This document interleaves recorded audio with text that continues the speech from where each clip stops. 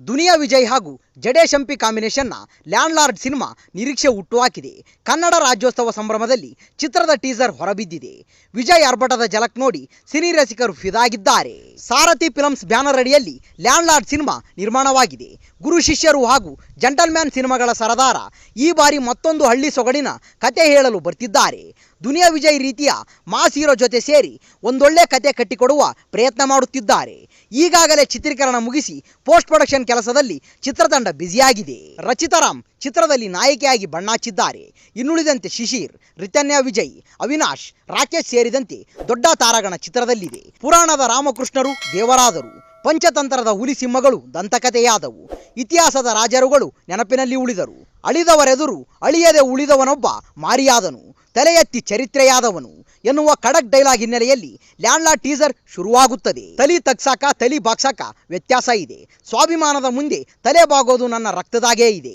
ಸ್ವಾರ್ಥಿಗಳ ಮುಂದೆ ತಲೆ ತಗ್ಗೋದು ನನ್ನ ಒಂದು ಹನಿ ಬೆವರಾಗೂ ಇಲ್ಲ ಎಂದು ದುನಿಯಾ ವಿಜಯ್ ಹೇಳಿರುವ ಡೈಲಾಗ್ ಹೈಲೈಟ್ ಆಗಿದೆ. ಬಿಳಿ ಗಡ್ಡ ಮೀಸೆ, ಉದ್ದ ಕೂದಲಿಗೆ ಚಿಕ್ಕದಾಗಿ ಜಡೆ ಕಟ್ಟಿದ ಲುಕ್ನಲ್ಲಿ ಪಂಚೆ ಅಂಗಿ ತೊಟ್ಟು ದುನಿಯಾ ವಿಜಯ್ ಮಿಂಚಿದ್ದಾರೆ. ಟೀಸರ್ ನೋಡ್ತಿದ್ರೆ ಭರ್ಜರಿ ಆಕ್ಷನ್ ಸೀಕ್ವೆನ್ಸ್ ಚಿತ್ರದಲ್ಲಿರುವುದು ಗೊತ್ತಾಗುತ್ತಿದೆ. ಆಳುವವರ ಆರ್ಭಟದ ವಿರುದ್ಧ ತಿರುಗು ಬೀಳುವ ನಾಯಕನ ಕತೆ ಇದು. ಅಜನೀಶ್ ಲೋಕನಾಥ್ ಸಂಗೀತ ಚಿತ್ರಕ್ಕಿದೆ. ಭರ್ಜರಿ ಬಿಜಿಎಂ ಜೊತೆಗೆ ಲ್ಯಾಂಡ್ ಲಾರ್ಡ್ ಟೀಸರ್ ಕಟ್ ಮಾಡಿದ್ದಾರೆ.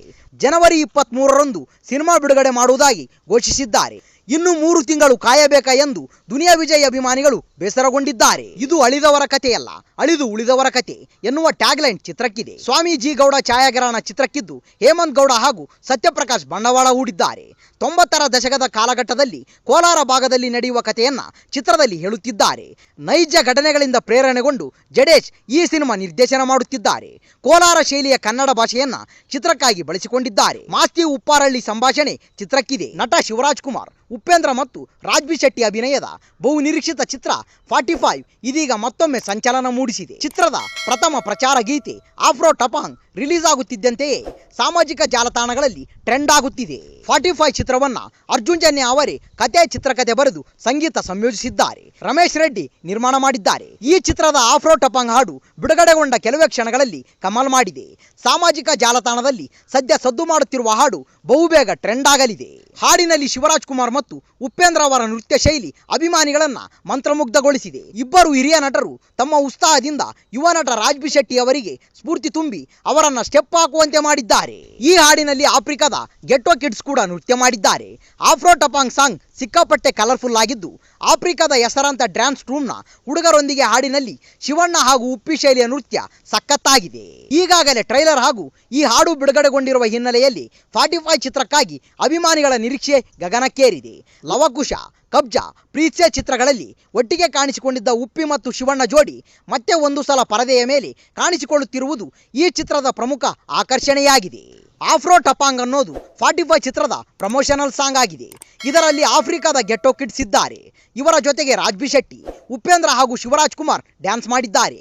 ಈ 3 ಸ್ಟಾರ್ಗಳ ಲುಕ್ ಇಲ್ಲಿ ಬೇರೆ ಇದೆ. ರಾಜ್ಬಿ ಶೆಟ್ಟಿ ಕಾಡು ಮನುಷ್ಯರ ರೀತಿಯೇ ಕಾಸ್ಟ್ಯೂಮ್ ತೊಟ್ಟಿದ್ದಾರೆ. ರಿಯಲ್ ಸ್ಟಾರ್ ಉಪೇಂದ್ರ ತಮ್ಮ ಎಂದಿನ ಬೇರೆ ರೀತಿಯ ಕಾಸ್ಟ್ಯೂಮಲ್ಲಿಯೇ ಇದ್ದಾರೆ. ಆದರೆ Shivaraj Kumar complete grey hair ಲುಕ್ನಲ್ಲಿ ಕಾಣಿಸಿಕೊಂಡಿದ್ದಾರೆ. ಆಫ್ರಿಕಾದ ಗೆಟ್ಟೋ ಕಿಡ್ಸ್ ಕುಣಿತ ಸಖತ್ತಾಗಿದೆ. ಇವರು ಸಿಕ್ಕಾಪಟ್ಟೆ ಫೇಮಸ್ ಆಗಿದ್ದಾರೆ. ಕಲರ್ಫುಲ್ ಡ್ರೆಸ್ ಹಾಕಿಕೊಂಡು ಶಿವಣ್ಣ ಇವರ ಜೊತೆಗೇನೆ ಮಸ್ತಾಗಿಯೇ ಡ್ಯಾನ್ಸ್ ಮಾಡಿದ್ದಾರೆ. ಶಿವರಾಜ್ ಕುಮಾರ್ ಇಲ್ಲಿ ವಿಭಿನ್ನ ಅನಿಸುತ್ತಾರೆ. ಇವರ ಲುಕ್ ಸಡನ್ ಆಗಿಯೇ ಬೇರೆ ರೀತಿಯೇ ಫೀಲ್ ಆಗುತ್ತದೆ, ಆದರೆ ಇಂಟ್ರೆಸ್ಟಿಂಗ್ ಆಗಿದೆ. ಈ ರೀತಿಯ ಲುಕ್ಕಲ್ಲಿ ಶಿವರಾಜ್ ಕುಮಾರ್ ಅವರನ್ನು ನೋಡಿರೋದು ಕಡಿಮೆನೆ ಅಂತಾನೆ ಹೇಳಬಹುದು. MC ಬಿಜ್ಜು ಈ ಹಾಡನ್ನ ಹಾಡಿದ್ದಾರೆ. ಇವರೇ ಇದನ್ನ ಬರೆದಿದ್ದಾರೆ. ಅರ್ಜುನ್ ಜನ್ಯ ಈ ಚಿತ್ರಕ್ಕೆ ಸಂಗೀತವನ್ನ ಕೊಟ್ಟಿದ್ದಾರೆ. ನಿರ್ದೇಶನವು ಇವರೇ ಮಾಡಿದ್ದಾರೆ. ಮೊದಲ ನಿರ್ದೇಶನದ ಈ ಚಿತ್ರದ ಪ್ರಚಾರಕ್ಕೆ ಆಫ್ರಿಕಾದಿಂದ ಗೆಟ್ಟೋ ಕಿಡ್ಸ್ ಕರೆಸಿದ್ದಾರೆ.